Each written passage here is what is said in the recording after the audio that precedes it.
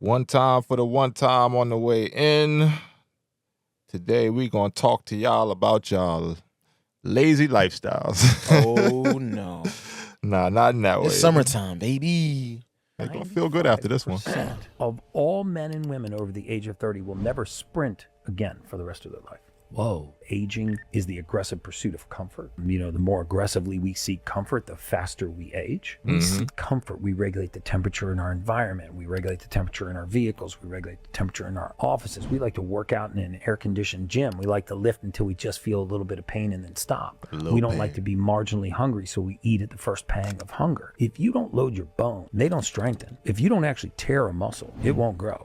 If you don't challenge the immune system, it will weaken. And so by not challenging, we're gonna cut by it not there exposing just ourselves. because we ain't gonna talk to them too crazy. But on the way in, just know. You said majority of people don't want to do sprinting and all that? No, he said the majority of men and women after the age of 30 will never sprint again in their lives. I'm getting this off. He about to go get one there right now. The majority of men and women above the age of 30 will never sprint again. Let that shit sit in with y'all on the way in. And one time, we are back for another episode, episode 21. My boy just got his lap in. Listen. The podcast for self-starters and Breathing those heavy on the willing to pod. make the most out of any situation. The podcast for self-starters and those willing to make the most out of any situation is back. Episode number 21 of the EFS pod is live. We back at you with another one. Here, Mr. EFS is D. Burke, your host. Here with my man, my co-host. You got your breath in? You good enough to speak to people now? Waldo Black. Waldo Black is back. The gang is back in the house. Episode 21 is live. Couple more air horns on the way in. We're going to turn the air horn usage up to an abundance here on out. Big Yes, energy sir. on the way in. Happy July. Happy summer. As you can see, we still got toes out. We still got, all kind of summer Toes vibes out, that's going. crazy. I'm telling you, bro. I'm telling you. It's been all... I'm in my, I'm repping. You like regular Ocean. bag, I'm Ocean City right now. It's Ocean City vibes. Okay. Shout out to Ocean Still City. summertime. Ain't nobody going in the What? fall and winter. Yeah, summertime is the perfect time to go to Ocean City. No, fuck. I said no fall and winter. Ain't nobody Yeah, going there. I would go like September at the most. September at the most. Yeah, go to I Secrets. mean, that's still summer. You can September 20th is when summer ends, ain't it? Yeah. Some I'm shit definitely like not going in October, but Nah, September. it's dead. I'll go June. Anything beach is dead in October. I'm sorry. Maybe even late May to September. That's a good time. That's about 5 months. Late It's not May is bad. early. There's a lot of people. Y'all beach people who just like to get out there and just start running. It's not going in the water. The weather it's ain't just even being. hit. It's just being at the beach. That shit is. This is the same. It's a nice place. It's not the same without the heat. For me, at least, Well, it's 70 degrees is all I need. We out. We outside. 70 degrees ain't warm like that. 70 degrees is all I need. And I'm out. I'm popping out. But I'm mind outside, but I'm not outside ready to go to somewhere where there's water and shit. Like, you, why not?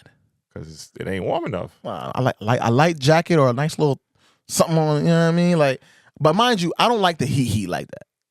I mean, nobody likes the heat. I like to be. I enjoy the heat because I know what the season it comes with. I like the sweet heat. Sweet heat. Yeah, that's the sauce at Popeyes.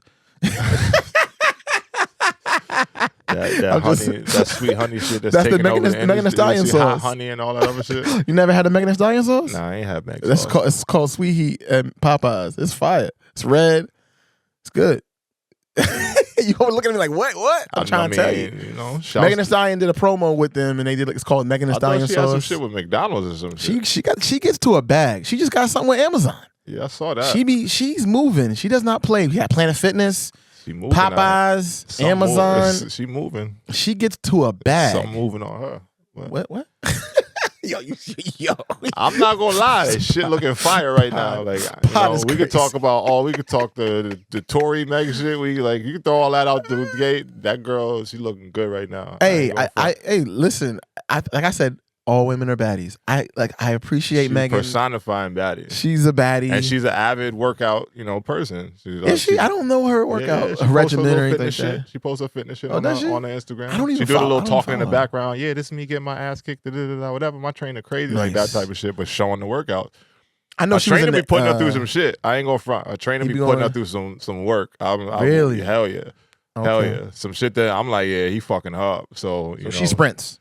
Not even sprints, just resistance training. She do a little bit of cardio, but a lot of it is just like gym work, like band work, heavy weight work, like that kind of shit, and just challenging movements, like good workout structure for a trainer. And that's where you're really gonna make the bang for your buck anyway. As a cardio is great, and I know I support cardio, and I've been avid about that shit. Oh yeah, you had a little post recently about cardio. No, for sure. I'm big on let's talk cardio. about that. Let's talk about it. Cardio. No, because people don't fucking like cardio. They don't like to be uncomfortable, which is why that quote by Dr. Greca or whatever that I just, or Brecker, excuse me, on the way in is like that. People don't like being uncomfortable, so that people shit really like just like they avoid that shit. Like, and even lifting weights, like you said, people lift until they get a little bit uncomfortable, and then they don't. You know, like you ain't gonna grow unless you literally got to kick your fucking ass. Like you have to put yourself to very uncomfortable states to even make little gains and progress. Like so you gotta do that shit over and over and over again. You kind of gotta fall in love with that shit because you know the outcome is like you getting better, like, you know, longevity, just your overall health, like even on the lifting side, muscle building. Like there's a bunch of science that shows that resistance training and muscle building is one of the like predictors of longevity in most people. The more resistance training, the longer you're gonna live. Yeah, more or less. Like muscle growth is like one of the things that it's going to increase your metabolism. So that's already a good thing. And on top of that, it's going to increase your bone density. You're going to look better. You're going to feel better. Like there's a bunch of things I can go on and on and on about from just resistance training that's going to help you out over time. But, you know, on the flip side, the cardio thing, people don't like to do that shit because that shit gets you a lot more uncomfortable quickly. Like, if you ain't got no lungs, that shit gonna hurt to keep fucking moving at a certain pace or just a certain like level of intensity and all that other shit. Level of difficulty. Yeah, and people don't fucking like that shit. So for me, it's just like, and I used to hate fucking cardio. I've been vocal about that shit over and over again. Like, I ain't used to like that shit until I got into, you know, once I retired, and I'm like, shit, I can't fall off out here. You know, nah, you definitely go like, I've seen you compete, right? The half marathon, you know, all that stuff. I've seen how when you lock in, it don't feel like it's like you're not even there. It's like you've drifted off into a different you mean like space. in the middle, like of you're gone. You're just you're locked in, and you're like, it's just the movement now. You're like, you just zone. Boom, boom, boom. And I see the pacing is almost the discipline of how you pace yourself at you know, at those top speeds. I'm talking about you're hitting the 12, the 13 on the treadmill. Like you just don't. It's literally moving, locked in, and it's just like it's amazing to see.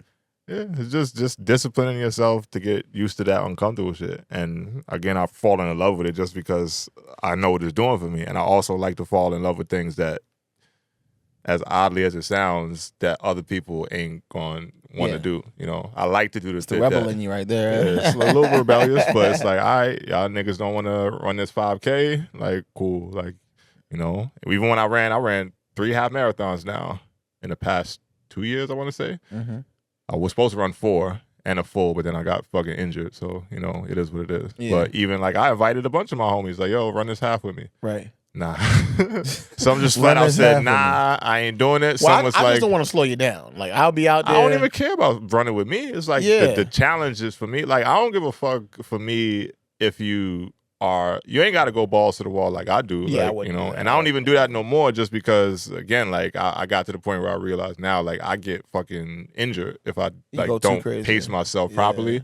Like I'm a large 6'8" person. If you look at people who are like super fast runners and people who are like heavy into that shit, distance running, sprinters, etc. Like motherfuckers don't be that big and that heavy. Yeah. I'm just into that shit because again, it's a challenge for me personally, like on the fitness side of things. Right. So I do that shit because it's like me pushing myself to my limits, you know? But if I go too ham on that shit, I strained my hamstring, I messed up my quad, like I hit my other hamstring. So it's like if I don't do that shit within a certain level of parameters over time, then I'm a crash out. You're risking your health and physical. And that shit don't never feel good because then I got to slow down again. So now I'm just slowing down intentionally, but at the end of the day, I'm still moving faster than a lot of niggas move. So yes, facts. For me, it's all definitely about the faster challenge. Than me. You are a mountain climber, and I enjoy nature walks. Listen, man. Everybody has their thing. I'm out here. I'll go outside. I'll put my sunscreen on, and I'll go take a nice little walk in nature. For sure. I like don't it. knock it. I like it. 30 minutes a day. Everybody at least get 30 minutes a day. As long as you're doing something to maintain your Move general yourself. health and wellness Move and yourself all that around, other man. shit. You ain't got to do what I do. There's some people that's heavy CrossFit people. There's some people that just, like you said, like to go on nature walks and hikes and shit. To me, it's all about moving and doing shit that's going to make you uncomfortable. Exactly. And it doesn't make me uncomfortable. Because sedentary lifestyle, like that shit is death, man. You're just sitting around on your ass. We all eating shit that, one, they not telling us what the fuck we actually What's eating. in it, right? We don't know what we actually eating, but you gotta fucking eat. Like, so at the end of the day, if you're not doing something to like counteract that or just, you know, balance that shit out, then you literally walking yourself towards a slow, painful death. And we all could die any day, for not to be fucking morbid or anything like that. But you know, we all could die any day. But as I'm living out my life, you know, trying to keep us around a little longer. I might as well just do the best I can for me to make sure that the things that I can control more and more aren't the things that end up taking me out. You know. So speaking about in most doing ways, the best you can for you. You okay with me pivoting to someone who's doing exactly that? What you talking about? Who? Well, I think that's... you the Segway man. You officially about to get titled the Segway man. Segway specialist. You got a talent. I just want to say, because doing what's best for you, I think we can speak about someone recently making moves in the NBA. You want to talk about Bronny getting his son drafted? Whoa, is that what we're going to the top of it? Whoa, I didn't even say that. I didn't even go there. What's all this? LeBron? Because you're a LeBron guy. No, so I thought that's what you was going. I am a LeBron guy. We are fair in saying that. I was talking about your boy. Who? Going to the Mavs. Oh, Klay. Doing what's best for him. Yeah, I wasn't coming with the LeBron hot and heavy that fast. My bad. I'm sorry, Bronny. I'm sorry, Bron. We're going to get to y'all later. I thought we was going there at the top. No, but you're saying Klay. Doing what's best. That is on the board, so yes. Klay. Yeah, you said doing what's best for you. Facts. Doing what's best for you. 100%. To me, he evaluated the situation and made a decision that was best for him in his mind. Facts. Get the fuck out of Dodge. No doubt. I personally feel like that wasn't the best decision for his legacy. But I don't know the ins and outs of the situation over at Golden State. If looking back now, did he make the best decision when he had an opportunity to make $48 million on a 2-year deal versus the 3-year deal he got with $50 million? What is your thoughts on that? That's how you know it's personal. It's very personal. I don't know what it is. I'm going to leave y'all to take $2 more million around the same money that y'all was going to offer me for 2 years for now 3 years. So technically I'm going to make less per year to say, fuck y'all, I'm out. Like, but what happened? It's personal, bro. Like, I think a lot of that shit really transpired because of Klay post 2 devastating injuries that take a lot of people's careers in a turn for the worse. Yeah. You know, and Achilles, his career. ACL 2 if you're a basketball player, and you tear either one of those 2 things, you are worried about how the rest of your career is going to turn out. I don't care what you say. I don't care. No, I'm mentally strong. This is that, whatever. It's going to be a little bit of doubt initially about if you can make it through that injury and still be the same fucking player. There's been a lot of scientific advancements, and medicine has gotten better and all that other shit. So we do understand that, but those 2 injuries historically for basketball players is 2 of the worst injuries, and he had both of them. So you 1 year after the next, and it really changed the trajectory of his career for the worse. Let's be honest. I mean, more or less, yes. He hasn't gotten worse. Better since the injuries. No, of course, but I'm looking at this situation now, and I'm like, do you think that he's gonna do something different at Dallas? Or yes. Y'all need a piece. Yes, y'all need a piece. I don't know if that piece was Klay. I mean, let's keep it above. Dallas is not my true team. Dallas is I'm a fan of Dallas. I'm only giving it that smoke because Kyrie's your guy. No doubt. Kyrie's and I like the guy. move. Yes. But going back to my point, it's personal because post injury for Klay, and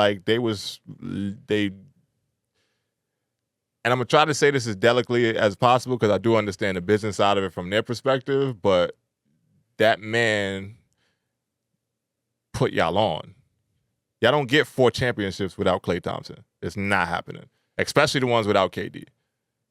Him and Steph, one, changed the game, like we already spoke about before. Him and Steph really created a dynasty in that time. And then on the backside of it, we going to fast forward to all the shit they've been. They did big. They did what more than a lot of players do for one franchise, one organization. It was loyal to the core, to the tier, who they were. It was like Golden State Warriors. We never thought Klay was leaving until he got injured twice, came back from industry, and they started fucking around with his like minutes and all that other shit. And then on top of that, his money. Richard Jefferson said something on ESPN the other day that I found kind of wild because, you know, it comes out now after the whole situation had transpired. But he was planning this out for a long time.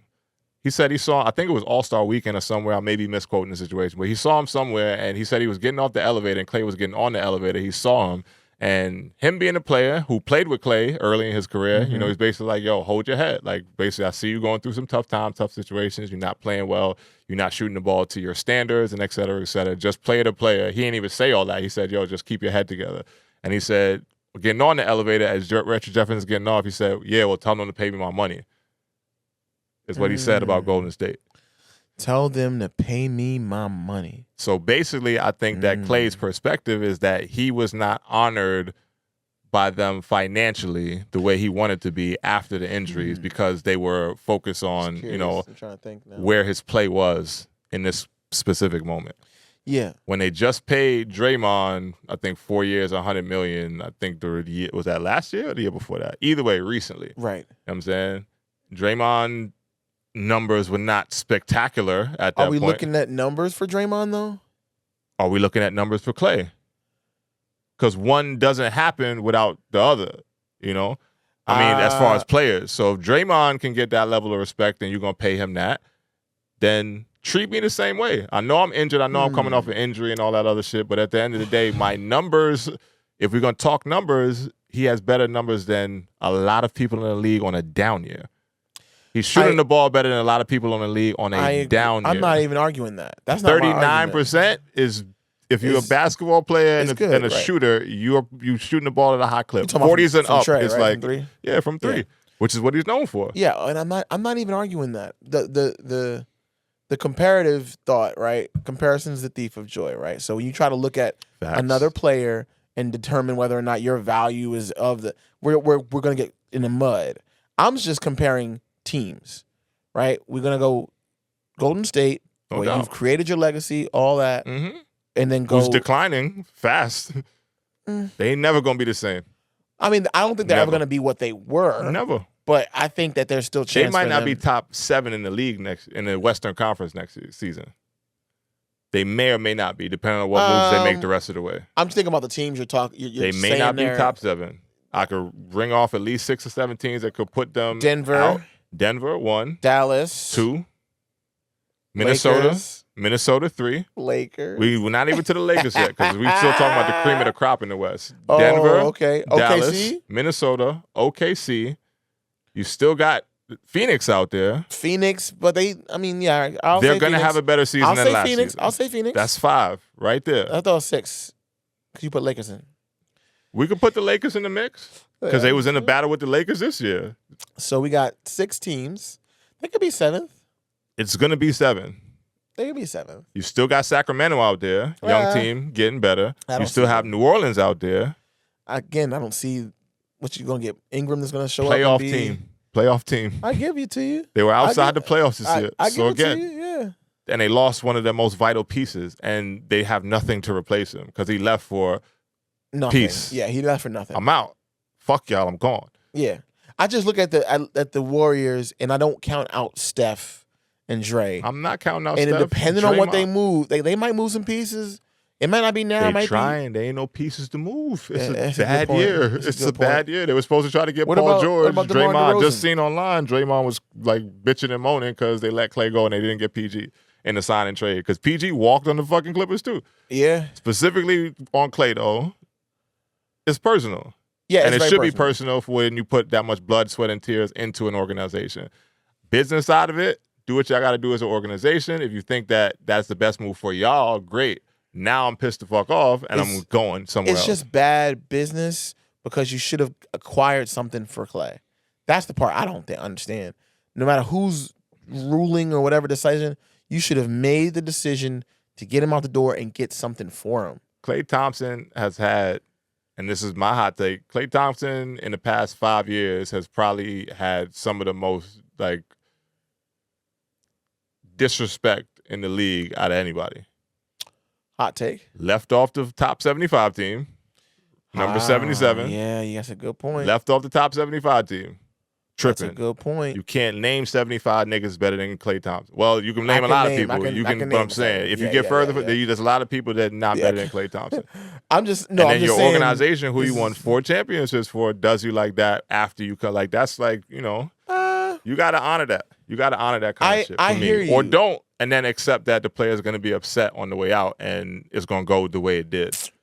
But let's be realistic. Because right? Steph ain't Steph without some level of Klay on that team early on. I agree.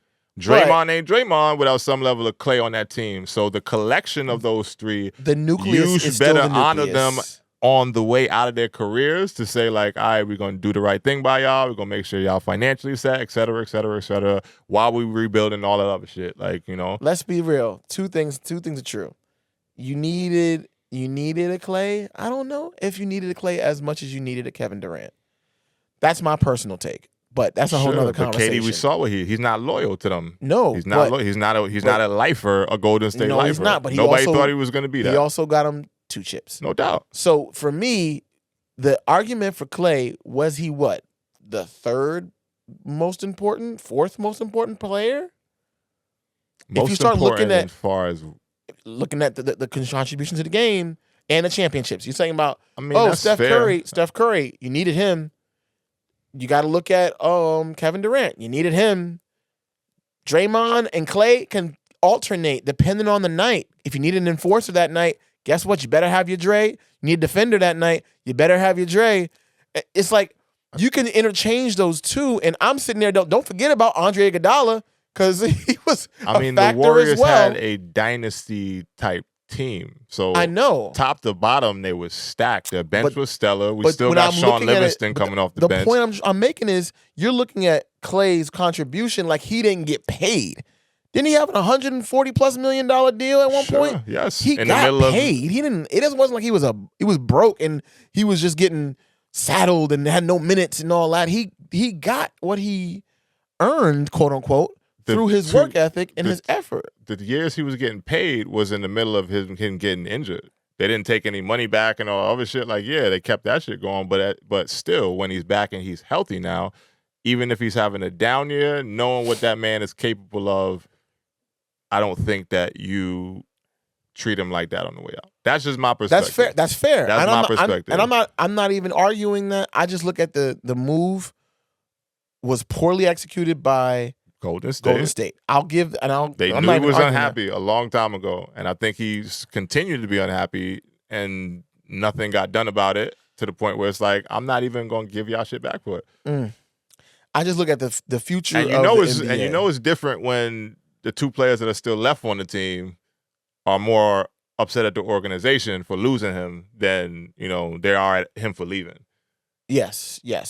I think Steph and that's Draymond different. Are very much not happy with the outcome. My nigga Steph gave a whole Instagram story posting photos of them two from this point. Like, it was the little, when the Instagram stories get littler and littler, it was all him and Klay photos. Yeah. Splash Bros for life. Like, I understand. Bro. I get it. But at the same time, what was he supposed to say?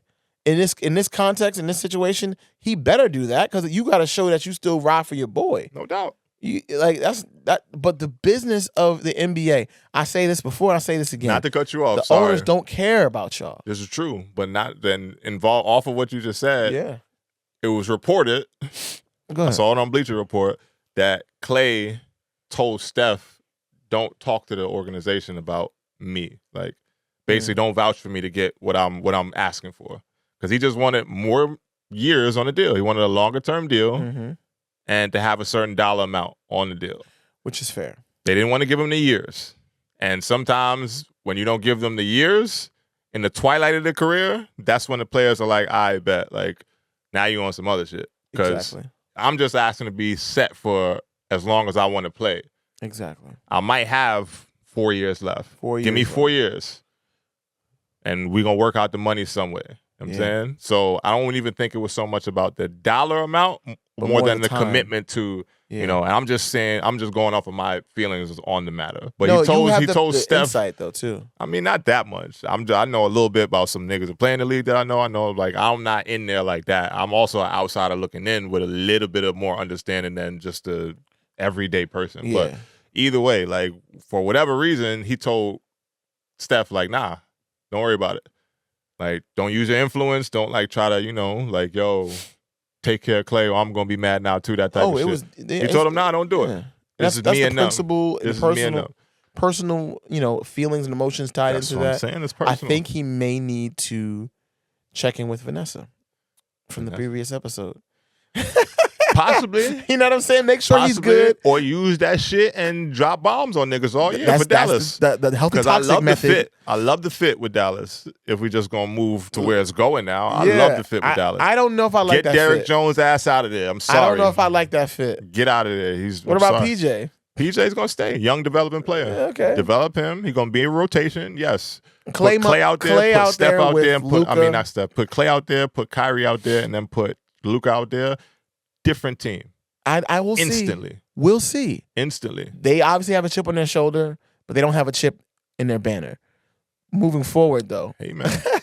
It is what it is. To the most recent championship NBA Cup winners, the Lakers. What do you think about the moves they did in free agency? They ain't done shit. Well, they got a few things right. They got the biggest acquisition they could possibly get. LeBron James. Did we think he was actually leaving? He got a deal. We think he was actually leaving? I'm just saying that's Were the biggest. we of the mindset that LeBron was actually going to leave the Lakers? Was that not the biggest acquisition they could get? No. Why not? He exercised his player option. Somebody else could have put threw a number out there if they wanted to. LeBron wasn't leaving. No, we know that. We know that. We know but that. It's just interesting.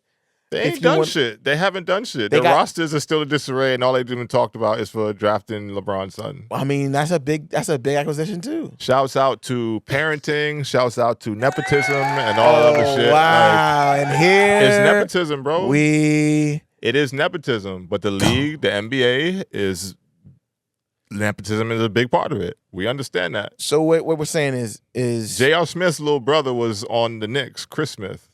I played with him in AAU, and he's like went to Louisville. Nobody really thought he was that caliber of player, and at that point, he was on the Knicks. Like, so what we're saying is that bad? No, I'm not. I'm not mad. Okay I'm with not that. mad at that. Like, you're okay with it. I was vocal about this shit to other people. I said, listen, I'm not upset, or I'm not upset about any of it actually. So let me not even make it seem like that's the case. But I'm not even tripping about like him trying to get his kid on. If I'm in a position to put my daughter in a better space, I'm going to fucking do it. It's just how that shit is supposed to go. Exactly. It's just how it is, you know. 4 years, $7.9 million. What you think of that deal? That's the shit to me. That's that rubs me a little bit of the wrong way. Here we go. That's what rubs me a little bit of the wrong way. What's the issue? Because if you are a NBA player who gets drafted in the second round, you don't get guaranteed money like that.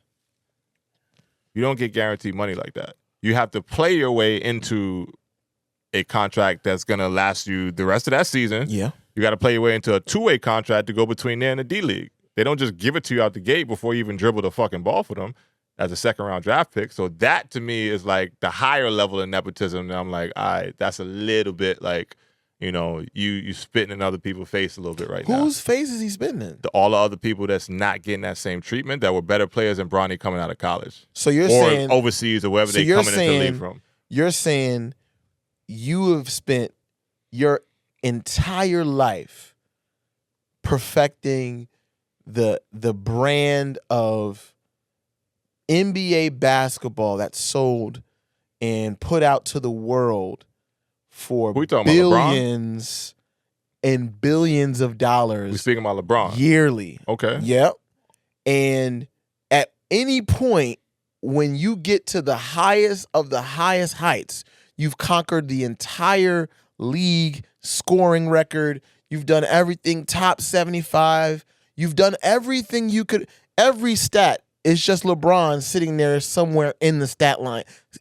the greatest of all time, and I can't get my son a job, you gotta be kidding me. You got him a job. So what's the problem with him getting a $7.9 million when you brought them a championship and the team is making billions of dollars, like, and the company is making billions of dollars? Like, I don't understand. It's, if you look at it as a big deal, it's chump change, because LeBron James. Chump change does not trump the principle for me. The principle of what? There is using your influence to get your child in a better position. Yes. But then there's also, for me, from my perspective, there's also setting your child up with, I don't want to say entitlement issues, because that ain't exactly what it is, but you're now like, you're spoon feeding your kid rather than having them work to earn some level of notoriety in the league themselves. Oh, I think he's going to still have to work. He's still going to have to work if to anything, get he's going to work harder, because he's still going to have to work to get minutes, yes. Yeah. But having the commitment in, we just talked about years. Having the commitment in years and the financial commitment of $7.9 million out the gate before you even dribble the ball for the team as a second-round draft pick, when nobody in the second round is getting that level of a commitment out the gate. And nobody in the second round has the greatest player of That's all what I'm time saying. as their father. That is the nepotism that I'm speaking about. If it's just like your dad has made a business, sure, and he's created something, right? I get all that. And now you work at his business. Of course, your salary is going to be different than the guy who just got hired and working in the copy room. And when I'm the guy that's working in the copy room, I'm looking up like, fuck that nigga. Like, but low key. That's why I'm looking at it. You're looking at it on a very micro level as the person in the copy room. I'm looking at it from a macro level as what it represents for us, black men, I'm not going to see another black man making millions of dollars and be like, man, that's corny. Because I see it as like, I'm not saying it's corny. I'm just saying make him work for it. He's going to have to work for it. I got you into the door. 4 years working and being in the league doesn't mean you're not going to work. When the other people who got even drafted higher than him might be out the league in 2 years if they don't get that shit together. And you don't think that he's not going to be out the league if he ain't producing? Not in 4 years, because he has a guaranteed contract. But he has a 4-year contract. You know what I'm saying? Right. Players don't get that. But I'm players don't get that in that position. They is what I'm saying. do not. We already and covered that. That's what I'm saying. That's like, that is where you look at it and it's like, I understand exactly what that is. So for JJ Redick to be sitting on the fucking podium talking about, we didn't give Bronny anything, he earned everything he got, that's a crock of fucking shit, because you just paid him for 4 years to say, now you're solid and set for this amount of time. But you look at without having to worry about your position of being in or out the league as a second round draft pick. But he has a different, I guess the ethics that we're looking at, right? We're looking at, Bronny made it to the league and got a 4-year deal. But Bronny also has to be Bronny. And the weight that he has to bear, the cross that he has to bear, is being the son of the greatest basketball player that ever lived. There's a different level of weight that he has to carry than the other guy who's just working and this, that, and the third. So with that, if we're looking at the full totality of the picture, we're saying Bronny got something that he didn't earn only based off what? The basketball versus the basketball. When you're looking at his life circumstances versus that other guy's life circumstances, it makes it a lot more nuanced. It's not just, did you play the game better than he played the game? All right, you deserve the million. He doesn't deserve the million. We know that there's different aspects. Just like when John Morant was out being wild and carrying guns and all that, he was about to put his career in jeopardy from his actions, from the things he does off the court that affects his game on the court. The same is true for Bronny. If Bronny didn't hold it down, do what he had to do in school, do what he had to do to even stay in line. A good example, not LiAngelo. What's the other one? LaMelo? No, it is LiAngelo. It's LiAngelo. LiAngelo, when he went out to Japan and he ended up getting caught for stealing because he was an asshole and he ruined his opportunity for even come sniffing the NBA, really. And he messed himself up. Does that factor into his ability to be a player on the court and all that? Possibly, possibly not. But you know that darn well, after that, his chances of going to the NBA completely vanished. If we're taking in the totality of what it means to be the son of the greatest player of all time, yes, he gets perks. But yes, he also has an immense amount of pressure on that young man's shoulders in order to even be in the conversation. And he, to me, earned his right to be in the conversation, even with the grandstanding or the nepotism factor of him being LeBron's son. Because a lot of people would have folded. They would have folded just from the pressure. I'm like, I don't want to do this. I'm out. I don't want to be near your name or your legacy at all. That's why to me it's like, so you know what you're signing up for. I guess. You know the pressure is going to come if you want to play basketball as LeBron James' son. You know you're not going to get close to sniffing his career at all. So what? You chose to play basketball. Exactly. So it just comes with the territory in his position. I can't go over the top and commend him for saying you're so solid because you're LeBron James' son and you chose to take this path. Like, the man just won a hoop. So great. That don't mean you deserve that much more than a lot of people who are better than you already. Well, I don't know if they're better at being LeBron James' son. There's nobody that's going to have that experience. My point. But that doesn't count when we're talking about what gets earned in that scenario. It does, because if you're looking at what happens off the court, the brand name of Bron James is off bigger. The court shit don't matter to the rest of the field. Like, what you mean, the business side of it? Yeah, it does. No, it doesn't. I guarantee more jersey sales come from a Bronny James shirt than the other guy, the unnamed of course, person. Because it's LeBron James' But that factors son. into why he has a 4-year, $7.9 million deal versus the guy with no notoriety, no name, no brand. They could have Bronny is a brand. This guy's not. It's business. It's not personal. LeBron and Rich Paul could have easily said, we're going to get you in the league. Prove yourself when you get there. Or for me and I'm just saying me. I'm not knocking how anybody parent. Again, I salute it. More black people, more success, all that other shit. Congrats to Bronny for getting drafted. All that shit.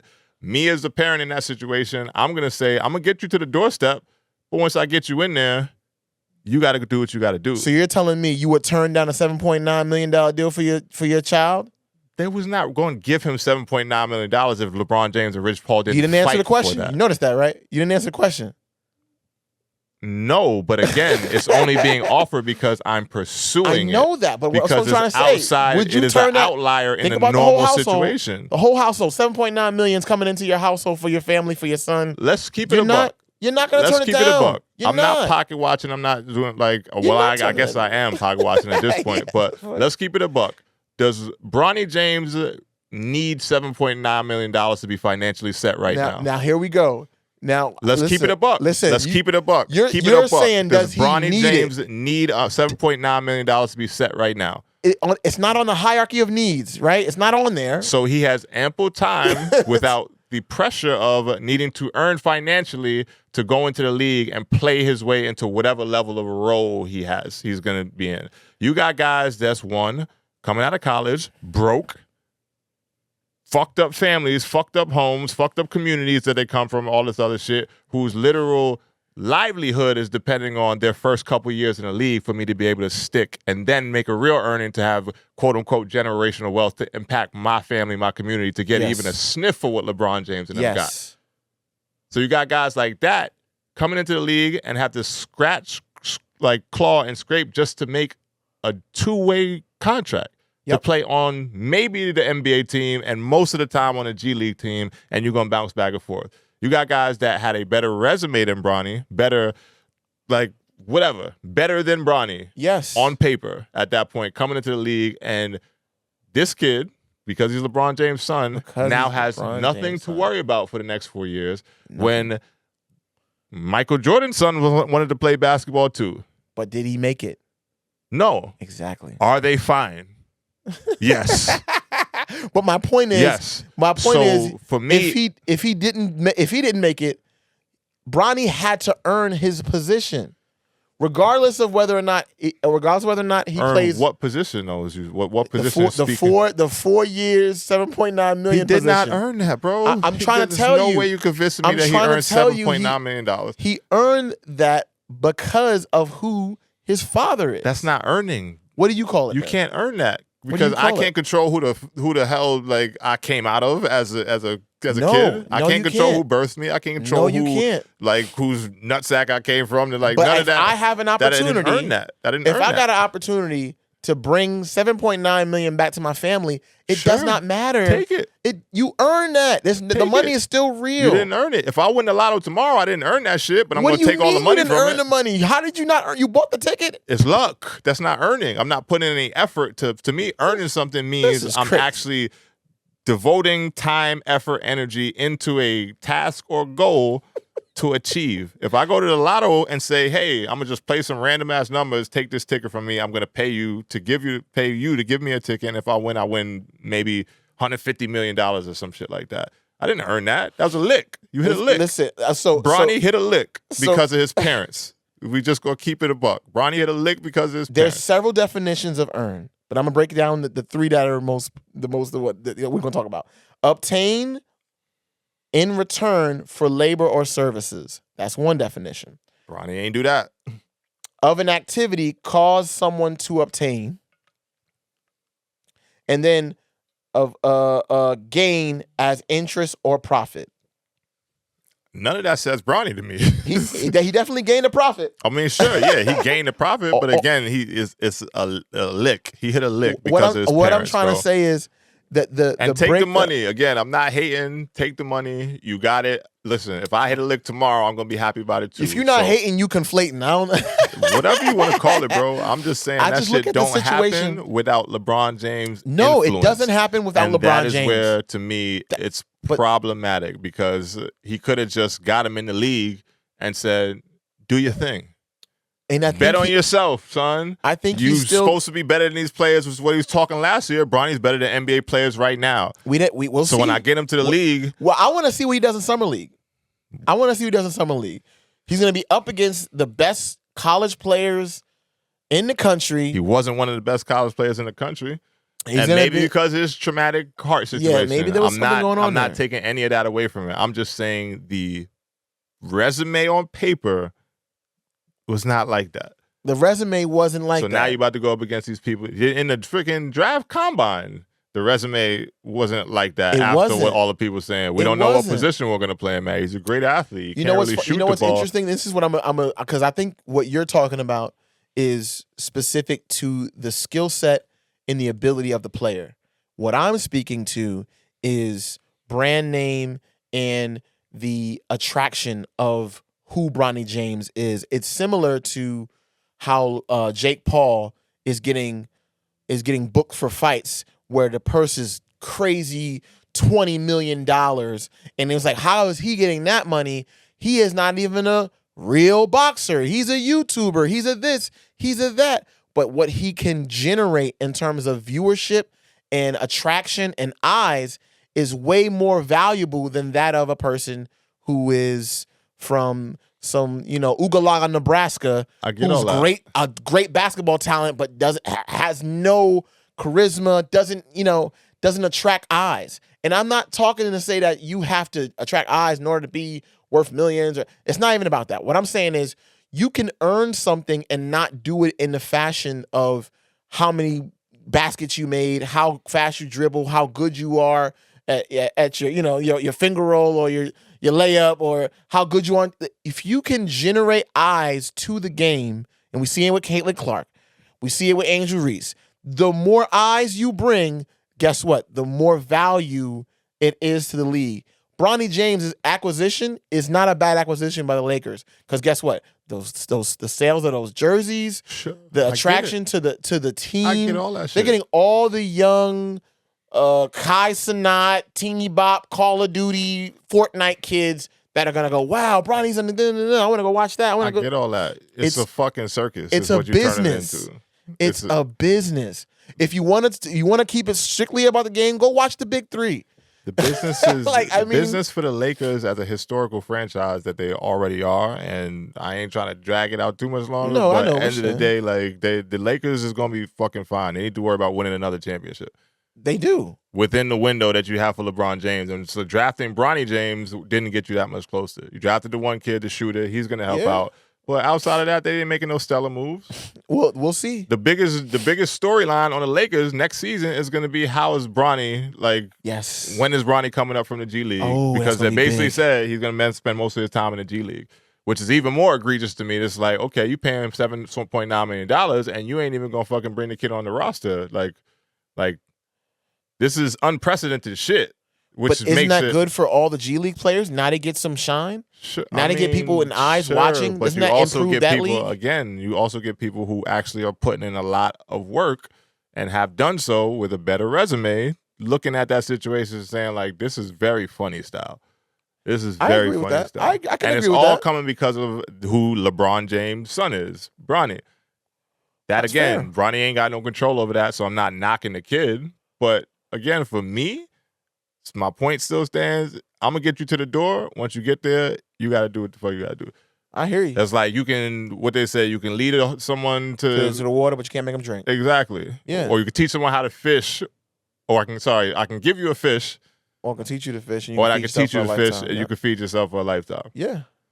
Or you can get Rich you Paul just to gave him a fish. Give him $7.9 million. You just gave him a $7.9 million fish. Depots. You gave him a $7.9 million fish. That's a beautiful fish to get. Sure. It's a good gift. It's a good gift from your dad. But at the end of the day, you still got to prove yourself to be able to stick through the league for that much longer. So basically you're saying, I got you for 4 years, and then the rest of that is on you, depending on how you play. Father of the Year award goes to LeBron James. No doubt. Shouts to that. That's what. I give him a clap up. Hey. You did the best thing for your family. You got your son in the league. Whatever. Made his son's dream come true. Listen, man. Either way you cut it, and you're gonna do it again with Bryce. But stop capping. Like they gotta stop capping. Like that's all I'm saying. With like, what? Say what it is.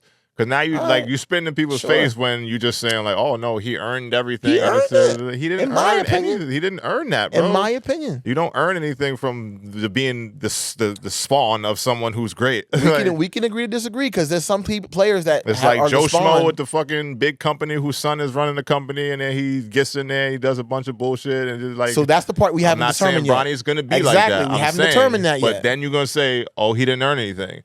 He didn't earn anything to be in that position or whatever. So no, he didn't earn more. That's what I would say. You got a lot out the gate, kid. Yeah, all I'm saying is, he does. And I'm looking live forward up to the to legacy, or it's going to be a very, very shitty media storm for you. And that's all I'm saying. I think he's going to do Because now fine. you put a bigger target on your son back by doing that, in my opinion, and from my perspective. He should be able to bear it. We're going to see. We're going to have to. We're going to see. But again, shouts to nepotism. Nepo babies is what they call them now. Crazy. Nepo babies, which I just learned was a real thing. Shouts to fathers, man. Shout to fathers. Showing up for their kids. Again, do what you got to do. I'm just saying. Michael Jordan could never. Make your kid work a little Michael Jordan could never. Michael Jordan never pulled strings to try to get his son in the league Michael Jordan could never do what the GOAT LeBron James did. Mike ain't built like that. Mike ain't gonna say my son is not good enough to be this level of player. He's not a good father. I'm not gonna pull all the strings. Michael Jordan ain't a good father. He's a great father. How? His sons are rich. How? His sons are rich. His sons are successful. You just said his sons are rich. That's a good father. But when you get $7.9 million, he's not a good. What's happening here? I didn't say LeBron was a bad father. You just said Michael Jordan is not a good father. You said you wouldn't do that. I wouldn't do that. I would take the Mike route. So what we saying? If I got billions of dollars, and by the time like I'm gone from this world, you're gonna have millions of dollars to do your thing with, to where I don't got to worry about you, and I can pass on generational wealth. Take the fucking ride. Do what you want to do with your life. Do something positive. Do something actually like as a contributing member to society and all that shit. Don't be a bum. Don't be a butt. You're fucking set. You're fucking taken care of. Man, listen. I'm not pulling strings to get you more financially set when you're already financially set. But you're That's saying where the biggest that, thing. Like you're saying that like him getting $70.9 million to his son is deleterious to any other aspect of his life. It doesn't hurt anybody in his circle of Bronny James. Like, what is that? How is that hurting? Because anything? Bronny James is already the son of a billionaire athlete. Exactly. But what you're saying is because he's the son of a billionaire athlete, he shouldn't get another $7.9 million. I'm not saying he shouldn't. I'm just saying. Why wouldn't you do that? I'm just saying make him earn it himself on that. And when he still has to work for 4 years. Right. It's not $7.9 million. You get to sit at home getting paid playing Call of Duty. $7.9 million, whatever taxes after taxes in LA. That's still more money than he was gonna make if he was Joe Schmo coming to the league from nobody's bloodline. So it's almost like you gotta drafted not 55th. You gotta not allow your your name and legacy to even affect your kids in the slightest. No, I didn't say that. I said shouts to him for getting him in the league. All that shit was LeBron James getting his son drafted to his own team. So I don't know what to do. But like that was all LeBron James. Yeah. That was influence. That was all that. Shouts to that because again, if it was me, I would do the same thing for my child. Thing. Once I get my child in the door, now it is time to prove that everything that I've taught you, everything that we work for, everything that we've done to get you to this point is now on you to deliver. So you're not gonna say I'm not getting him paid $7.9 million. Rich Paul, get him the best deal possible. Get him the best deal possible within reason. Because I don't want his head getting bigger than what it should be. I don't want his head getting bigger than what it should be. I don't. I understand. Hell no. Especially when I got him anyway. If I'm he looking at fall you on and his I'm ass hearing you. backwards, I don't agree, but I hear you. God forbid if he get injured or something and he's out the league, I got you. I got you as the father. Exactly. I am the breadwinner. I'm the one that started all this shit. That's so fair. y'all going to be good forever because of me. Once you get to the point now where you got to stand on your own too, go do that and show me what you're capable of. But I look at it as other players, like you look at Deion Sanders' son, right? Mm-hmm. He's got NIL deals, $1 million NIL deals. He's also a fucking dog. He's one of the best college players in the country. Exactly. Bronny was not. But what I'm saying is, you're saying he got that solely because he's one of the best college players in the country? Because there's other college players in the country that aren't getting NIL deals. But Deion's influence, yeah. But now, so when is it okay for the father to have the influence to get the money? And when is it not okay? Because it's in this situation, when it's a contract and you're trying to negotiate and your father's there, now it's a problem. But when it's your son and he's the best player in the country, now he can get the $1 million. Like, it's like you're almost saying it's a punishment when the money is higher than a certain amount and there's no quote unquote earning it. But when it's okay, as long as he's proven to be the best. And then once he's the best, then he can get money. I'm not even saying what you're saying. I think you're confusing my point on my stance. Help me. Shedeur saying, specifically in the example you're saying, Shedeur is not in a position to where he's walking into the NFL draft.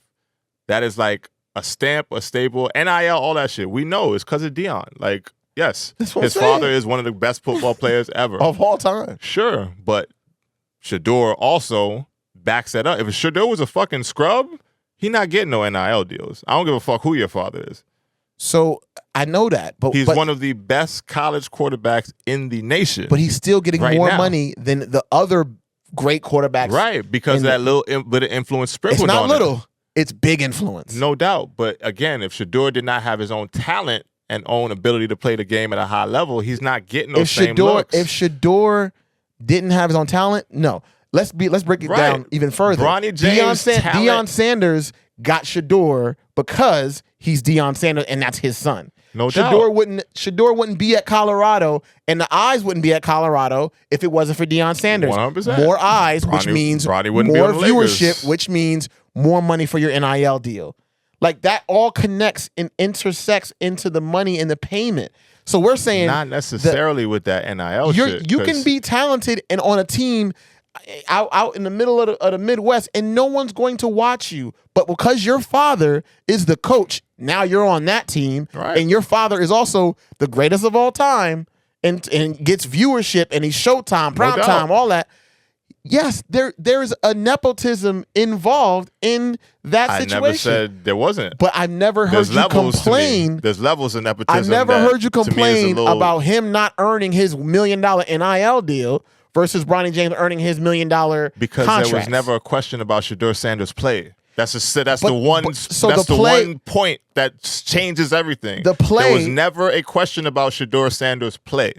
But you're saying never. The play. LeBron James' son averaged 4 points in college, bro. So what you're saying is the play the best is the player only on thing his that you have to see. Who averaged way more points than him, 16.5, didn't even get invited to the fucking combine. So you're saying the best... Did not, let that sink in. The best player on this team did not get invited to the combine. I heard you. His son got drafted 55th and now has $7.9 million for the next 4 years. That don't sound crazy?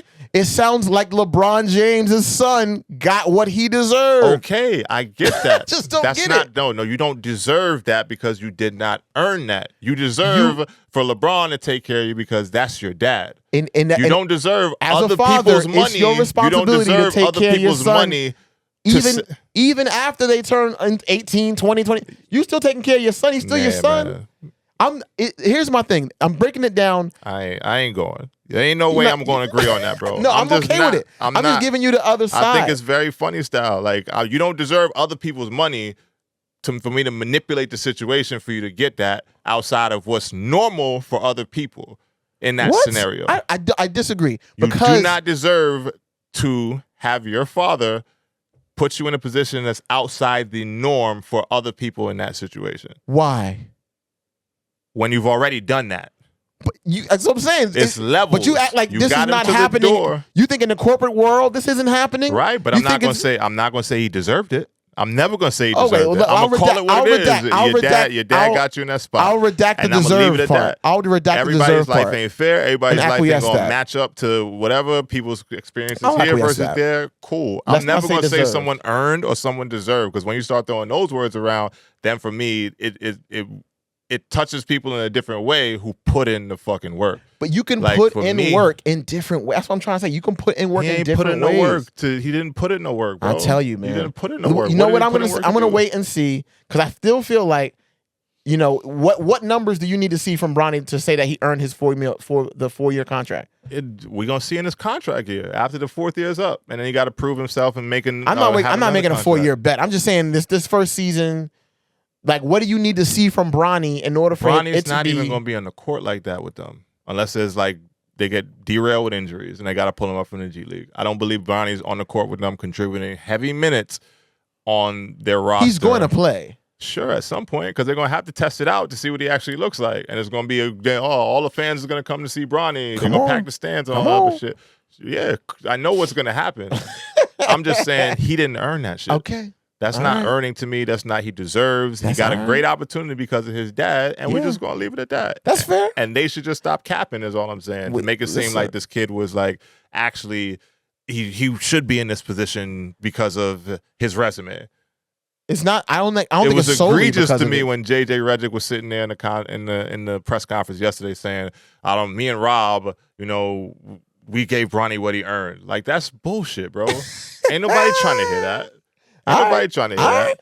Do what y'all gotta do. Excited to see it. Fix y'all roster, but ain't nobody trying to hear Bronny deserved everything that he got right now at this point coming out of college. Okay. No way. But again, shouts to him. Like, glad you in there, all that other shit. I'm not hating. I'm just saying there's different levels to this nepotism shit that some levels of it, I'm just like, I ain't touching that. Like, you disagree. I ain't touching in a perfect world, we wouldn't have a lot of the nepotism we have in the world. It is what it is. But I think that when it's here and when it's with people that look like me, I'm gonna say, get that back. I'm not trapping. I've used my influence in situations to help people's life in a positive way. So it's not like I'm against the concept. It's just like, once again, you give a man a fish or you teach him how to fish. FOE. I'm going to teach you how to fish, and then you're going to do what you got to do. Because for me, my kid, my daughter right now, and if I have another kid, if I got to look at a son and show him what to be one day in his life and all that other shit, I'm not going to be in a position to say that my influence gets you to skip the work. Like, I'm going to get you to the door. I'm going to get you there. I believe in you, son. Go fucking kill that shit. Yeah. And in 2-3 years, when we look back and you sign your own first deal, knowing that you put a 20 a game or some shit like that, now it mean a little bit more, because now my name isn't attached to it. You're creating your own life for yourself. That's fair. For me, that's what means more from a parenting perspective. Right. Especially when I'm so good that you ain't got to worry about a fucking thing for the rest of your life. That's fair.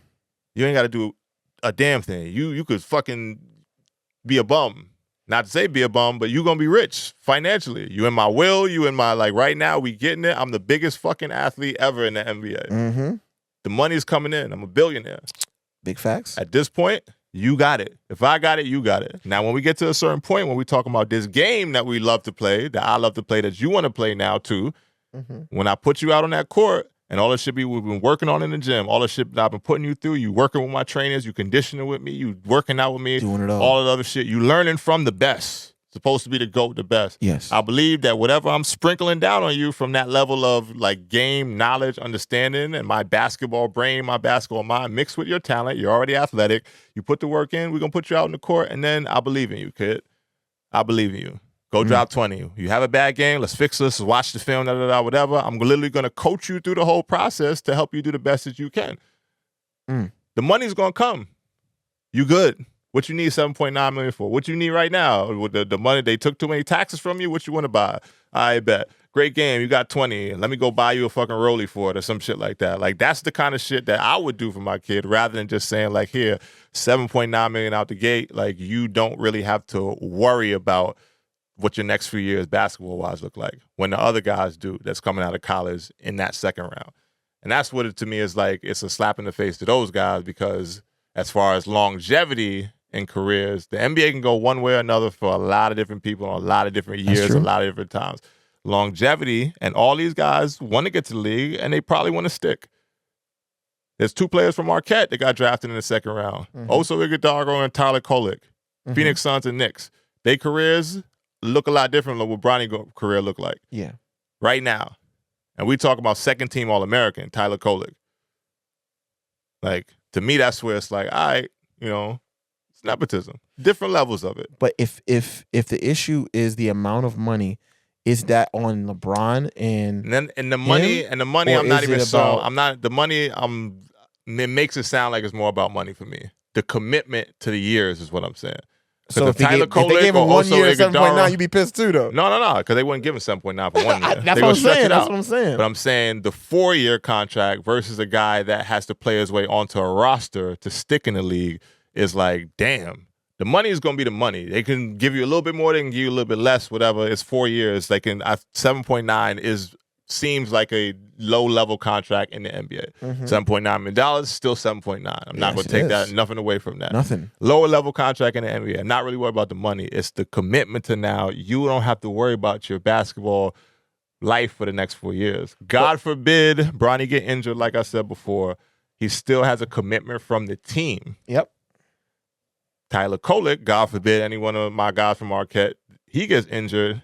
At the end of this year, he's going to be looking at, damn, I might have to go overseas. Yeah. I might have to go overseas. Like, and I killed it this last year in college to the point where now I played my way into a position to make my way into a second round draft. And I think second round was probably accurate for him.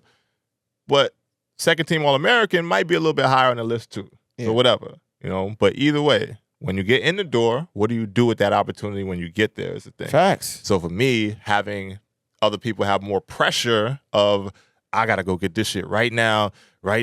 Every game weighs more. Every decision I make on the court weighs more. I don't think you can come to the pressure argument because no one has more pressure than Bronny James right now. True. I'm just talking about from basic basketball longevity. Yes. There's more pressure because you don't have the commitment.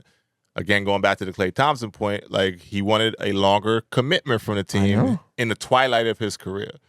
So now, if you want to give me a 2-year deal, after 2 years from now, I got to worry about what the fuck I want to do. What's my 2 next years move? from. Yes, exactly. I agree with that. Bron ain't got to worry about his moves for the next 4 years. But Bron didn't have to quote unquote worry at all because your argument is, I'm your father, I'm gonna take care of you no matter what. Take care of, yes. I'm talking about specifically basketball, though. No, specifically basketball. In terms of making it in basketball, I agree. He does not have to worry about the next 4 years. And that's what it is for me. Fuck the money, fuck all that. The money's going to be the money one way or another.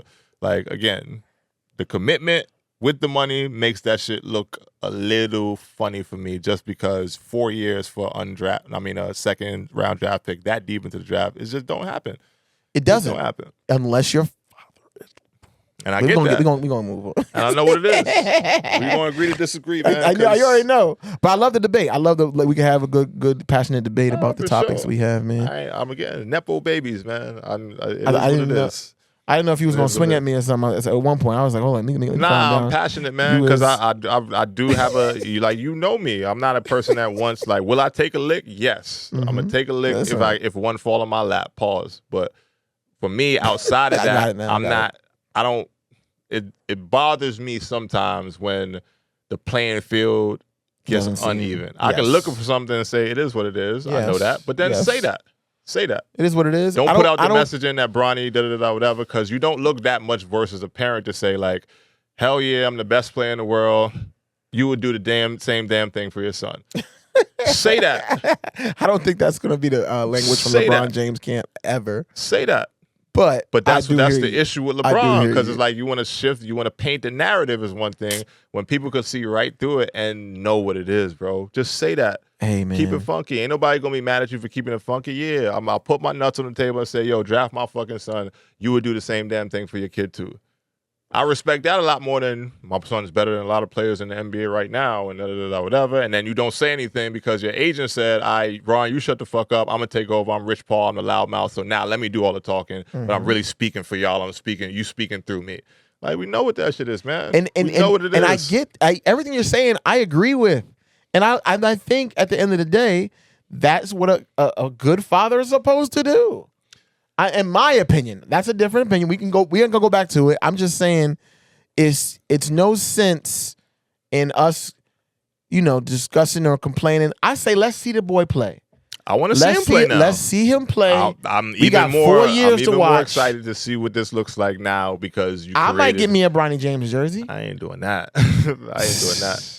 I don't get jerseys though, so there ain't nothing against Bronny, but I might get me a Bronny James jersey. I ain't rocking it. Not basketball jerseys. Leo Messi, yeah. It's just gonna say James on it, so I'm all right. It's gonna say Bronny or some shit. You think so? I don't know. I don't know what they're gonna do. I wouldn't be surprised if it said Bronny. James Jr.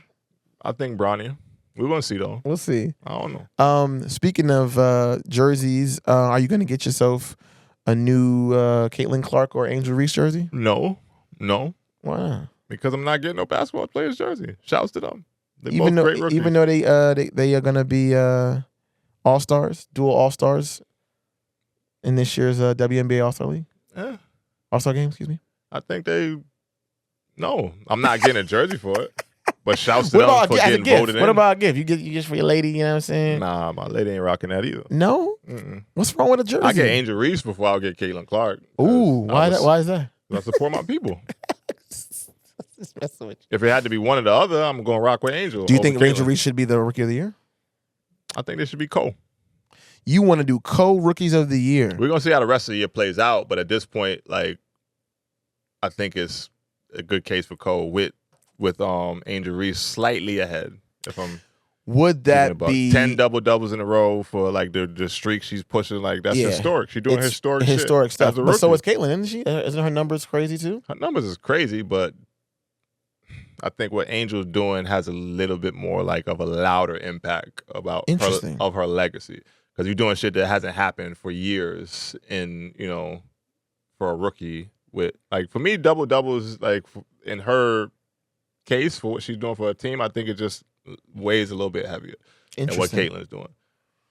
Sky better than the Fever. So, I mean, that's why it's harder for me to grade it, because the Fever, by all extensive counts, shouldn't be. They still whack. They still trash. They're getting better. Like, they got better. They're getting better a little bit, but I watched the Caitlin Clark game. It was a tough watch. I ain't gonna lie. I watched a couple. It was a tough watch. I was like, man, this is. I watched they missing layups. Turning on a little half, a little quarter. I was like, or something. This is not. I'm more into the big dogs, the Aces, the fucking Liberty, like that shit. Like, I want to see the cream of the crop. Like, the best of the best, right? I'll check in with the stats with the young girls. Shouts to Asia Wilson. A Nike deal and all that shit. I'm glad they're giving her just due now. See what the sneaker look like when it drop. But it's big Asia town. If it ain't Asia Wilson right now, I ain't really. I want you off that, huh? She's the one. Okay. She's the one. 2-time champion, 2-time MVP, two-time. Asia 2 times is what I'm that's calling the new her. name? That's Asia what I'm calling two-time? her. That's what I'm calling her. Shouts to her, I just don't I don't think that it would be a smart thing to not give it to Caitlin. Because majority, I'm not saying Cole is a problem. I'm just saying if it's either Cole or Caitlin. That's the only options that the WNBA has. Then go Cole. I don't really care one way or the other. I think Cole would look a lot better, though. I think it would do the Larry Bird, Magic Johnson. Yeah, nah. Kind of like that type of vibe. dun. Who Cole? Like two people against each other, co-rookies of the year, the battle of the ages. You know what I mean? I mean, that is going to be the rivalry for the next few years that it looks like they're setting up between those two. And competitively, I'm saying, not that there's any like actual, bad blood, animosity or anything like that. There may or may not be, but I don't know. But I just know Caitlyn, quote unquote, has to win for the narratives and the WNBA new fandom to be happy. Maybe. And I think if they don't give it to numbers, her, you see them vote numbers? I'm not. WNBA is up. Oh yeah, they up. Even for them two to be on the rookie team is wild. Whatever, it hasn't happened in God knows how long. I forget what the 2014, I think the year was. Okay, yeah, but it hasn't happened in that long. But even the voting numbers for all of the top 5 people who are on that like list was higher. Is hundreds of thousands higher than it was just last season. Yeah. So the WNBA is up at this point. I don't think Caitlin Clark having the rookies, like the Rookie of the Year trophy, is going to be that much detrimental to the WNBA, excuse me, going for it. Yeah. Just because the league is up right now. I just think that the games is on fucking TV all the time now. I'm seeing them. You see these girls in the commercials. They getting deals done. Like what's happening for the WNBA is bigger than just where Caitlin Clark is as far as her influence to what she brought to the league. I'm not taking nothing away from what she brought to the league. I'm saying what's happening to the WNBA now is bigger than just Caitlin Clark.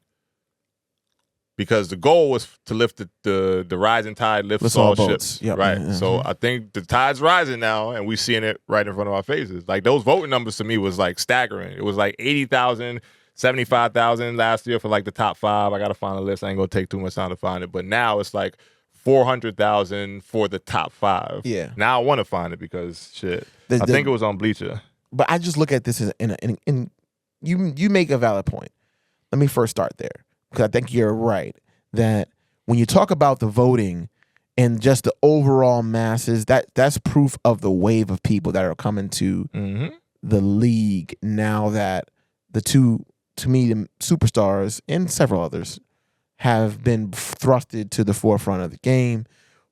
But I don't think that it's without them being in the conversation, similar to what we were talking about with the Olympics, right? We were saying, oh, they should have put Caitlin Clark on the Olympic team because the advertising and all that would have been perfect. Da, da, da, da. It's kind of the same. Like when they look at the sales, they look at who's out there and producing and who's spending the money and who they're doing it for. It's those two girls. It's the Angel Reese and Caitlin Clark effect.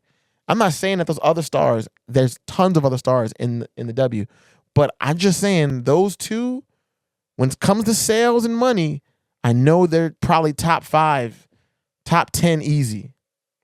I mean, sure. And I can't find it. I lost it. It's all good. I'm just making the point. There. Check the numbers from last year to this year. When it comes down to it, it needs to be either a Co or Kate. I think Co. That's what I'm going Co. I don't really care that much. I'm not going to be upset if Angel don't win it. I'm going to know what it is. Like I realize what it is. What is it?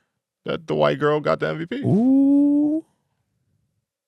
Same thing has been. Are we doing our real talk segment? Is that? No, we're not. I'm going to keep it real. Real talk segment about some whole other fuck shit when we get to it in a minute. But, the white girl going to win the MVP. I think Cole because it paints a better picture for where the league is going. I like that. It's not just about Caitlin Clark because we got other young, dominant players in the league. Dominant. Cameron Brink, shouts to her. Hope she gets better. Tragic knee injury. At this point, she was doing great things on the defensive side of the ball, at least. So I think that the league in general, with the younger players that they got coming in now and stamping themselves in the WNBA, means more than just saying, give Caitlin Clark this one award right now when you got somebody else who's like, again, neck and neck for that. I think go Cole. Go Cole. I mean, I don't have a vote. Because, again, it sets up, even for the league, it sets up more of that, like, draw going forward. Yes. Like that, now, it's a rivalry. It's like these are now maybe MVPs in the next 3 or 4 years where they might be going back and, like, it sets up that. So I think go Cole for marketing reasons. I think go Cole for the actual proof in the pudding reason. Like, they both playing well. I think go Cole for a lot of reasons. But I ain't going to be mad if Caitlin get it because I'm going to know what it is. Interesting. But you don't think she earned it? That word. That word. I'm just saying. That word. She didn't earn We'll it. see. I'm the rest just of the saying. season got to play out. They still got games. They ain't even that All-Star break just yet. We'll see. I think whoever does the better performance at All-Star is going to be a tipping point. All-Star is All-Star. I know. Nobody give a shit about that. But I think that because to me, if Caitlin Clark goes out there and starts shooting crazy threes, making a thing, and she wins All-Star, who game MVP potentially leads their team towards playoffs and all that shit, headed towards the end of the season, will mean more. That'll be the more. Hell yeah, because that's gonna mean more as far as actual play on the court. But we sports it out. Bronny took up a bunch of my time, man. Yeah, that was a lot. Sorry, but we'll move forward to what you want to move some forward other to? shit, man. What you move forward to? I'm gonna say that you kind of called this. Oh, did I? Hey. So I'm going to give you a moment to get back on your soapbox. This is my... because what we saw earlier this week was violence in the hip-hop community. Wow. From something beef-related. Yes, sir. Rick Ross and his team, I want to say team, security, whatever, they were out in Canada. The squaddy. The squad was out in Canada, ran into unfortunate situations after having the Lot Like Us record played. Dun, dun, dun, dun. Crowd ain't like it. Dun, dun, dun, dun. And there was some squabbles that occurred. A little bit more than squabbles because a couple of niggas got their ass beat down. But, I'm going to give you the chance to speak on the topic because I know you feel strongly about this. Brother. I do as well, but going back to, again, you kind of called it, so you got it, man. Take over. Soapbox time. Let me just say, EFS family, thank you for tuning in today.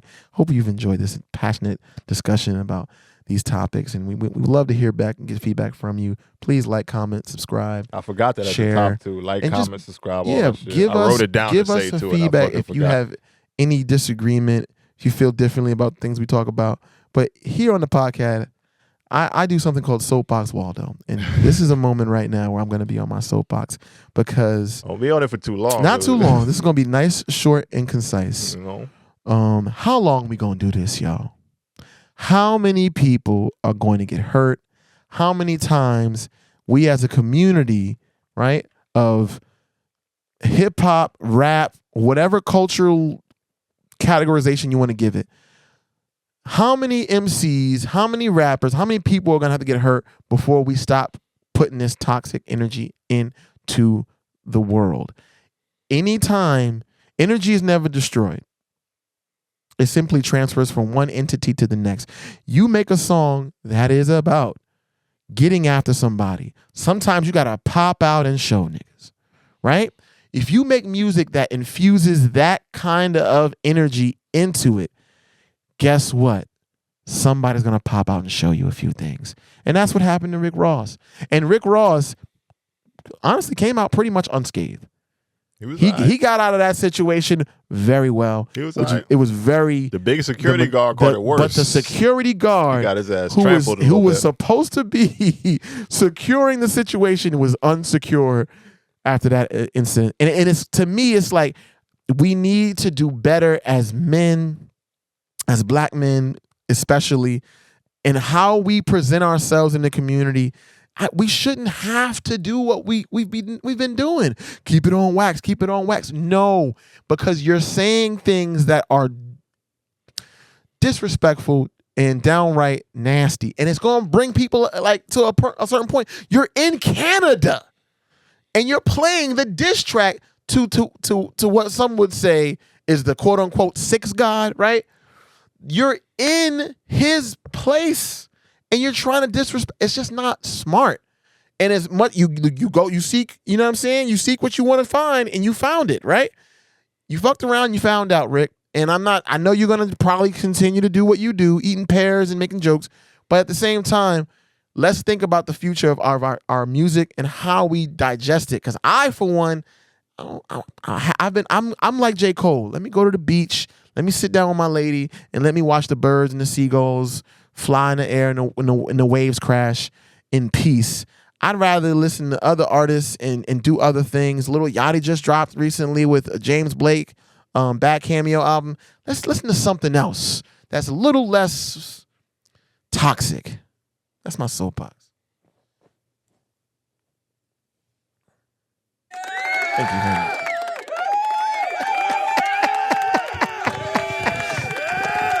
Do you disagree? Go ahead, like, comments, Brian. Yeah, all good stuff. My only take on it is, Rick Ross, you got to hire some better security, my boy.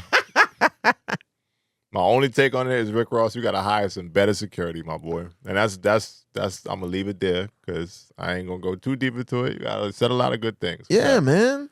But Rick Ross, you shouldn't be in the position to where, that occurs, I feel like. And your security, I don't know. You got to hire some better security, man.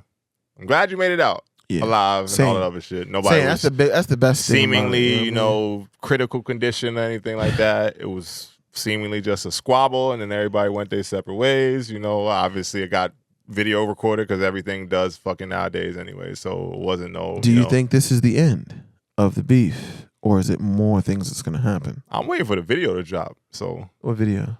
The Not Like Us video. Oh yeah, that's a thing. I'm waiting for it.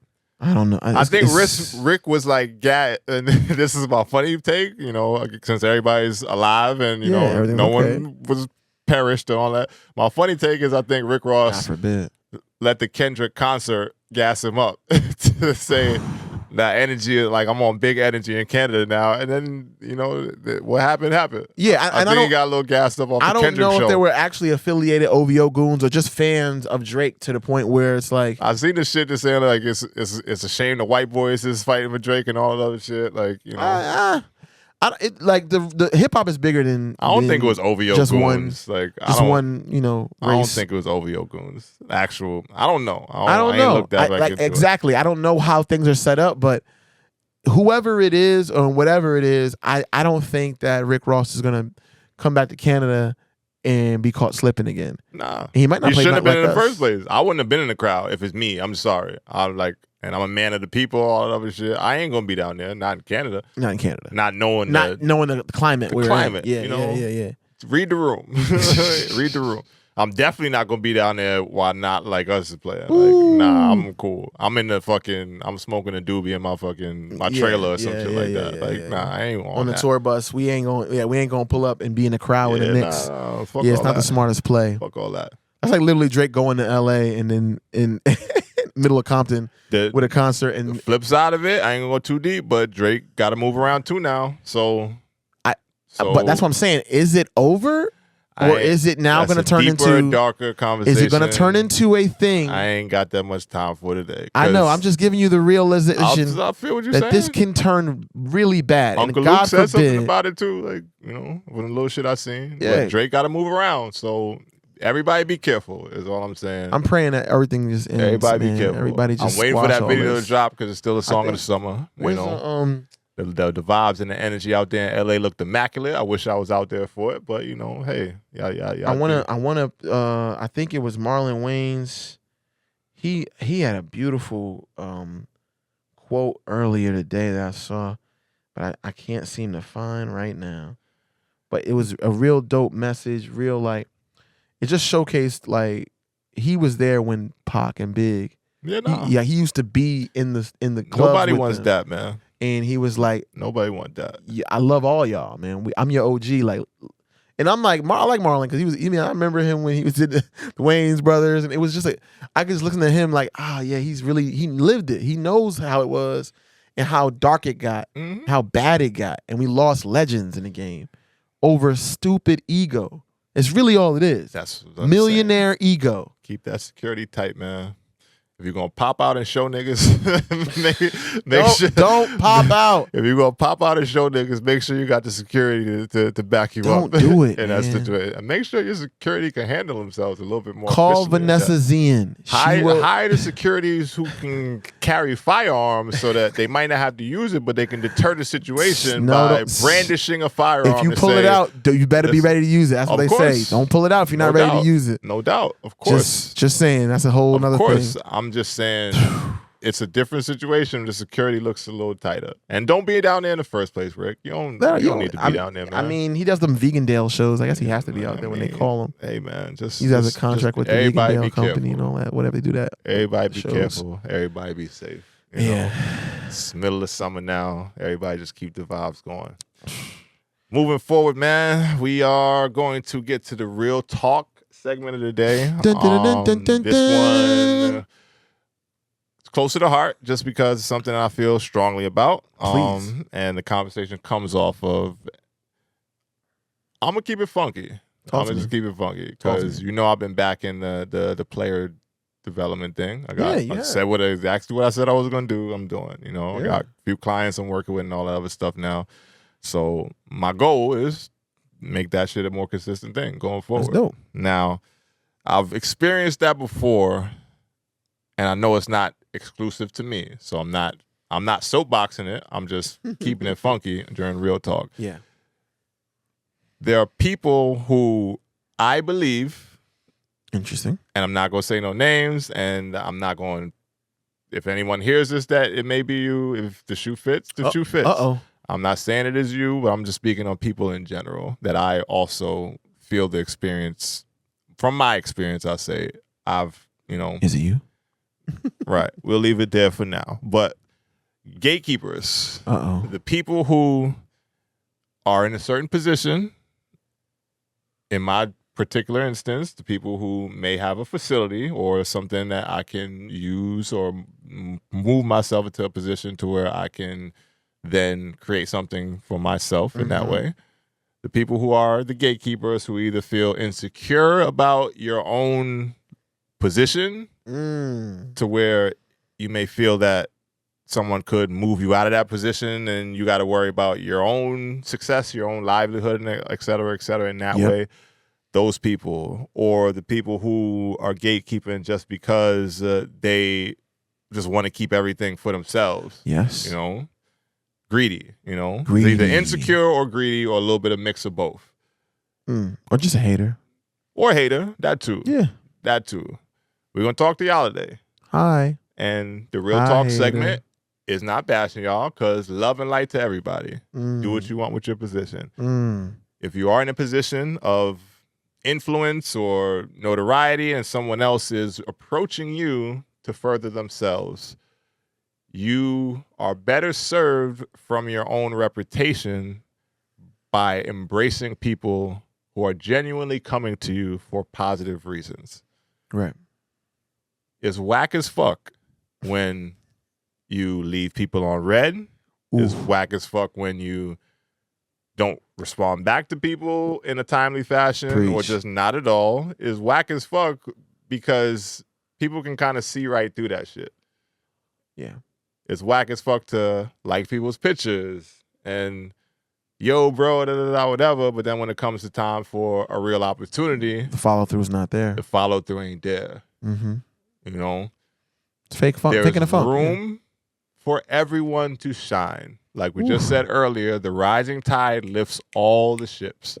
There's room for everyone's greatness. There's room for everyone to shine their light on a area, demographic, community, and all that other shit without you feeling like you're getting moved out of the way. When you embrace other people and keep the relationship reciprocal, it actually might lend towards you maybe being a little bit more successful as well. So I think to the gatekeeper, you are better served by leaning into someone that, again, is genuinely approaching you for the right reasons. For the right reasons. And might know a few things himself. Maybe we can learn from each other. Maybe we can grow together. Right. Maybe we can partner. Maybe we can go about things and create initiatives and et cetera, et cetera. A symbiotic relationship. Exactly. You might end up on the couch. All I'm saying give is, you some popularity, give you some notoriety. You got the right to run your business however you want to. You got the right to use your opportunities for whoever you want to. Facts. But I just think it's a little whack when that whole gatekeeping shit comes to when, I'm getting to the position where I'm really searching for certain opportunities and I ain't getting the responses that I would like. Is it going to deter anything? No. Is it going to upset me? No. I just seen the Pharrell clip when he was talking to homeboy out there in Paris. I saw that when he was like, don't let it. Said, don't take it personal. Take it personal, yeah. Take note. Yeah. And I forget what he said after and I think it correct anything that. Or take care of it. Take note and take care of it. Yeah, take care of it. Don't take it personal. Take note and take care of it. Mm-hmm. That's my stance. That's my motto. I want to kind of like take that with me, because around that time when all that shit was happening was when the referral shit dropped. I'm like, I already felt that way, so I wasn't leaning too far into getting disgruntled about it. Right. But on my platform, I'm just to address the gatekeepers in our real talk segment. Aye. You know, if you're out there, if you see this content and you feel away, maybe the shoe fits, Cinderella. Cinderfella sometimes. Cinderfella. Just saying. Cinderfella sometimes. I'm just saying. Cinderfellas is fire. All I'm saying is you may want to reconsider how you go about things. Because, again, you never know when the table may turn. Facts. Right in front of you. Yes. And it may not be my table. No. It may be another table from somebody else that you gatekeeped on. Just saying. When you're gatekeeping, you know, just understand that there's room for everyone to shine. Everybody can be great. Everybody can be amazing. Everyone can, again, shine their light on a situation, demographic, community, and then it just makes everything look that much better, you know? And that's it. No soapbox. That's Real Talk segment for today. We'll wrap it up with the quote for today, which comes from you today, right? You got one? Hi. Yes. Yeah. You said you was prepped. We talked about it before. We Gucci. We locked and loaded. Let's get it. Okay. So this is gonna be. I had like 4 of them, Jones. I was like debating on. You get one, bro. Can I get like 2? 2? Nah. You get nah? one. All right. You get one, man. You gotta go to the strong quote to finish. All right. We already went long on the Bronny thing. We did go. Okay. So let me do C.S. Lewis. C.S. Lewis? Yeah. Good individual. Hardships often prepare ordinary people for an extraordinary destiny. I like that. Hardships often prepare ordinary people for an extraordinary destiny. I like C.S. that. Lewis. I like that. Yeah, man. You got a fire quote, because if it was on me today, I had one in the tuck, and it wasn't going to be like a positive one. My shit was some whole other shit. That's what I'm saying. Like, I had 2 good ones today. I was like, nah, I want to drop these off, but I was like, nah. Some wild shit. Yeah? Yeah. That's my all shit good. was going to be, I ain't going to expose it right now. Nah, that's I'm going to save it sound for like an another angry episode. disgruntled, especially talking about the gatekeepers and all that other shit. And I went ham on the Bronny situation. I'm good, It was man. beautiful. That was beautiful, though. I'm in a great space, man. I'm in a real good space, man. Summertime's heating up. I got a few weeks till vacay time, so I'm just grinding through. And I'm excited. You know, we're approaching episode Double Deuce, and is that number symbolic of in some way? I mean, I like the 2-2. It's very, very cool. I like the energy of that. Oh, and then that's gonna be the one right before, the 23, the GOAT number. So LeBron James, obviously. So I'm just trying to figure out if you want to do something. I'm gonna let you get that off because we're at hour 45, 40 in now. So I'm gonna let you get that off. I'm just joking. I like trolling sometimes. I can't lie. No, but obviously it's our Jordan episode. So I think we should do something dope. We got 2 episodes before you get there. Man. But we rolling, man. Double Deuce I'm episode. really I'm happy excited. with the reception from the last joint. I ain't even really touch on that for the top, but pause. But shouts to Vanessa Zian for coming through, sitting with us. Great conversation. One time, throw some claps for Vanessa. Give her an air horn. Oh, air horn. I'm down for that claps too. For sure too. But shouts to Vanessa for coming through, man. That was a great sit down, great conversations. I said to you off mic or off camera, but I'm gonna say here that you know she was very vocal about how she appreciated the opportunity, one to promote herself, her book, and then just the vibes and the talk we gave her. So yeah, man. I think episode 20 was a very pivotal episode for what we're doing right now, and I think that one was one of my favorites so far. Facts. But, you know, shouts to her. And with that said, man, we're gonna wrap this thing up. We'll wrap this thing up with episode 21. As always, we will leave you by saying to go out there and be great. Guard yourself mentally, physically, all things in between. So one more time from the podcast for self-starters and those willing to make the most out of every situation, the EFS podcast, episode 21 is out of here. Later.